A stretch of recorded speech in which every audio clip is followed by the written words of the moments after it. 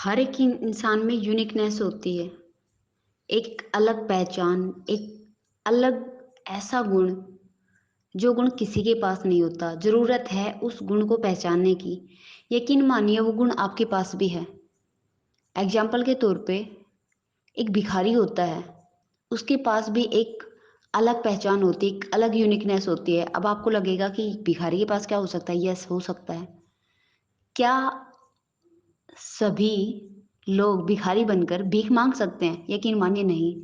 एक भिखारी अपनी सारी की सारी शर्म को छोड़ के कितने लोगों के पास रेगुलरिटी के साथ कंसिस्टेंसी उसमें कितनी होती है कि वो रेगुलर भीख मांगता है। क्या आप मांग सकते हो? क्या हिम्मत है? मुझ में तो बिल्कुल भी नहीं है। तो वो क्वालिटी, वो चीज़ मेरे अंदर नहीं है। एक भिखारी पूरे समाज को ये मैसेज देता है कि भीख मांगने से बार बार इंसल्ट होती है। तो उस भिखारी को देख के समाज के जो दूसरे लोग हैं वो सतर्क हो जाते हैं, वो संभल जाते हैं। उनको पता चल जाता है कि भीख मांगना समाज में इज्जत नहीं देता, इसलिए हम भीख नहीं मांगेंगे। कितना प्यारा मैसेज देता है एक भिखारी। दो प्यारे प्यारे मैसेज। पहला, कि अपनी सारी शर्म लिहाज को छोड़ के हाथ फैलाना सबके बस की बात नहीं। दूसरा, कि इस मानव समाज में भीख मांगने वाला इंसान इज्जत नहीं पाता सोसाइटी में। तो जो लोग उनको देख रहे होते हैं, तो क्या होता है कि वो समझ जाते हैं कि हमें ये काम नहीं करना। एक एग्जांपल दूंगी मैं इतिहास से। नवपाषाण काल में पहिए का आविष्कार हुआ। ये नवपाषाण काल की एक क्रांतिकारी घटना मानी जाती थी। और मानी क्या जाती थी? ये रियल में ही एक क्रांतिकारी घटना थी।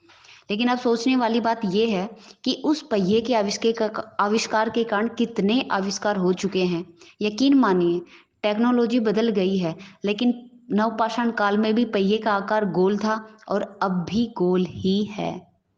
जब एक आविष्कार होता है तो उस आविष्कार के पीछे हजारों आविष्कार हो जाते हैं। इसलिए आविष्कार करने वालों को, और जो बंदे अलग माइंड के हैं, अलग माइंड सेट है जिनका, जो बंदे अपनी ज़िंदगी में नए-नए प्रयोग करना चाहते हैं और अपनी औकात से बढ़कर काम करना चाहते हैं, उन इंसानों को हमें सपोर्ट करना चाहिए, उनका सहयोग करना चाहिए। अब आपके माइंड में आएगा कि आप ऐसा क्यों बोल रहे हो? मेरे पास 100 करोड़ की कोई कंपनी है और एक बेस्ट आइडिया है। यकीन मानिए वो कंपनी मेरी नहीं है। उस कंपनी में कुछ बंदे काम कर रहे हैं, और जो बंदे काम कर रहे हैं उनको मैंने काम दे रखा है, लेकिन उनकी फैमिली चल रही है, उनके बच्चे पढ़ रहे हैं, उनको रोज़ी-रोटी मिल रही है, उनको जीवन मिल रहा है। तो अब आप मुझे ये बताइए कि मैं गलत कैसे हुई? ऐसे ही मान लो, तीसरा एग्जांपल मैं दूँगी कि इस दुनिया में मान लो एडिसन ने बल्ब का आविष्कार किया था। एडिसन मर चुका है, थॉमस एडिसन मर चुका है, लेकिन वो लाइट कितने घरों में आज भी जल रही है। और क्या पता आप किसी भी देश के हों, मुझे कोई फ़र्क नहीं पड़ता, लेकिन क्या पता आप लाइट में बैठे हों। यकीन मानिए इस लाइट का आविष्कार आपने नहीं किया, और जिसने किया उसके आविष्कार का आप फ़ायदा उठा रहे हो। तो जो बंदे अलग सोच के हैं, जो बंदे बड़ा सोचते हैं, जो बंदे अपनी ज़िंदगी में नए प्रयोग करना चाहते हैं, उनकी ज़िंदगी में आप रोड़ा ना बनें, नेगेटिविटी ना फैलाएँ, उसको वो काम करने दें। आपके अंदर भी यूनिकनेस है, आप भी बड़े काम कर सकते हो। तो दुनिया में नफ़रत नहीं फैलानी, नेगेटिविटी नहीं फैलानी, इंसानियत को फैलाना है, अच्छाई को फैलाना है। जो बंदे अपनी ज़िंदगी में नए-नए आविष्कार करना चाहते हैं, बड़ा काम करना चाहते हैं, यकीन मानिए वो बंदे मरेंगे, पक्का मरेंगे, 100% मरेंगे। लेकिन उनके आविष्कार पूरी दुनिया को बहुत ज़्यादा सुख-सुविधा दे जाएँगे। जिसने भी फ्रिज बनाया, वो बंदा मर चुका है। लेकिन उस फ्रिज के कारण कितने घरों में, कितने लोगों को फ़ायदा होता है। कितना फ़ायदा होता है। आप सोच भी नहीं सकते। मैं थोड़ी कल्पना कर पा रही हूँ। उस कल्पना को मैं इस वीडियो में नहीं बता पा रही। तो आप एक इंसान बनने की कोशिश करें, राक्षस बनने की कोशिश ना करें। याद रखें, एक आविष्कार अनेक आविष्कार को लेके आता है, और उन आविष्कारों के कारण पूरी मानव सभ्यता को फ़ायदा होता है। जिसने भी एरोप्लेन बनाया वो मर चुका है, लेकिन फ़ायदा तो बहुत लोगों को हो रहा है। जिसने भी ट्रेन बनाई वो मर चुका है, लेकिन वो समूह, वो ग्रुप, लेकिन फ़ायदा तो सबको हो रहा है। जिसने भी बल्ब बनाया, मैं अभी एग्ज़ाम्पल दिया था मैंने, वो मर चुका है, लेकिन फ़ायदा तो सबको हो रहा है। जिसने भी एसी बनाई वो मर चुका है, लेकिन फ़ायदा तो सबको हो रहा है। जिसने भी पहिए का आविष्कार किया वो मर चुका है, लेकिन फ़ायदा तो सबको हो रहा है। तो फिर क्यों इतनी छोटी सोच रखी जाए? क्यों? बड़ी सोच रखें। जो बंदे नई सोच के हैं, नए इरादों के हैं, कुछ नया करना चाहते हैं लाइफ में और वो फेल हो जाते हैं, तो उनका रिस्पेक्ट करो। यकीन मानिए जो बंदे हार चुके हैं, जिन बंदों के पास पैसे नहीं हैं और वो अपनी लाइफ में स्ट्रगल कर रहे हैं और बड़ा स्ट्रगल कर रहे हैं जिससे लोगों को फ़ायदा हो, वो रिस्पेक्ट के लायक हैं। वो रिस्पेक्ट के लायक हैं। वो हारे नहीं हैं। थॉमस एडिसन ने 10,000 प्रयोग किए थे। वो हारा थोड़ी था। उन 10,000 प्रयोग से उसने ये जाना था कि 10,000 प्रयोग से बल्ब नहीं बन सकता। और जब बल्ब बना तो इतिहास बना, और उस इतिहास को सब जानते हैं। आप भी जानते हैं। तो आप अगर भिखारी हो तो भी आप बहुत अच्छे इंसान हो, क्योंकि आप इस दुनिया को कुछ सिखा रहे हो। और अगर आप राजा हो तो भी आप बहुत अच्छे इंसान हो, क्योंकि आप भी इस दुनिया को कुछ सिखा रहे हो। आप चाहे किसी भी देश के हों, इस वीडियो को अगर आप सुन रहे हो तो भी आप कुछ सीख रहे हो और आने वाले समय में सिखाने वाले हो। तो इसलिए मेरा भी रिस्पेक्ट करें और मुझे बहुत सारा प्रेम दें और मुझे सपोर्ट करें, और जो मैं जो भी करने वाली हूँ उन चीज़ों में आप मेरा साथ दें। तब भी साथ दें जब मैं हार जाती हूँ। यकीन मानिए, मैं 1000 बार अगर हार जाती हूँ, 1000 बार नहीं कहूँगी, 10,000 बार भी नहीं कहूँगी, क्योंकि इतनी हार तो बहुत से लोगों को मिल चुकी है इतिहास में। पिछला जितना भी मैंने पास्ट पढ़ा है, अगर मैं 100 करोड़ बार हार जाती हूँ तो भी आप मेरा रिस्पेक्ट करें, मुझे इज्जत दें। क्योंकि अगर 100 करोड़ बार मैं हार गई हूँ तो मैं दुनिया के आगे एक एग्जाम्पल बनूंगी कि कोई लड़की थी जो 100 करोड़ बार हारी थी, लेकिन कोई बड़ा काम करना चाहती थी, कोई बड़ा ड्रीम पूरा करना चाहती थी, और वो बंदी हार गई, लेकिन उसके बावजूद भी उसने कोशिश करनी नहीं छोड़ी। ये मेरी यूनिकनेस है। तो अपने अंदर की यूनिकनेस को पहचानो ना। आप बहुत यूनिक हो, और अपनी उस यूनिकनेस को एक बड़े टारगेट पे लगाओ जहाँ पर पूरी दुनिया का गुल खिले। किसी ने मुझे ये कहा कॉलेज में कि ऐसा कुछ नहीं होता, हर इंसान खुद के लिए जीता है। यकीन मानिए, एक इंसान जब टूटता है ना अंदर से और वो हार जाता है, खासकर अपनों से, तो वो इंसान सुसाइड बार बार करने की कोशिश करता है। लेकिन जब वो बच जाता है तो वो खुद के लिए नहीं जीता, यकीन मानिए, वो दूसरों के लिए जीता है। और वो इस शर्त पे जीता है कि जो मेरे साथ हुआ ना वो इस दुनिया में किसी के साथ ना हो। मुझे अभी एक लेडीज़ का नाम याद नहीं आ रहा, एक लेडीज़ के साथ रेप हुआ था और वो अमेरिका की कोई लेडीज़ थी, और वो अब बहुत बड़ी पोस्ट पे काम कर रही है। और कम से कम, मतलब मैंने कभी 6-7 महीने पहले उसकी वीडियो देखी थी, बस बात याद आ गई। वो कम से कम 8 से 9 हज़ार लड़कियों को, मतलब उसमें लड़कियां भी है लेडीज भी है, उनको इंस्पायर कर रही हैं। अब आप सोच के देखो, रेप तो एक लड़की के साथ हुआ, लेकिन वो 8 या 9 हज़ार लड़कियों को बचा रही है। छोटी बात है? नहीं भाई, बहुत बड़ी बात है। सुनो, अगर जिंदगी में बड़ा काम करना चाहते हो, अच्छा काम करना चाहते हो, 100 अरब बार, करोड़ नहीं, 100 अरब बार भी हार जाओ ना, तो भी अपने आप को छोटा महसूस मत करवाना, गिल्टी फील मत करवाना। अपने बारे में एक ही बात सोचना, आप बहुत यूनिक हो, बहुत अच्छे हो, और आपने हिम्मत नहीं हारी, आपने कोशिश की, ये आपकी यूनिकनेस थी। आप मेरी बात समझ गए? यकीन मानिए, ये बड़ी बातें हैं, बड़े लोगों की बातें हैं।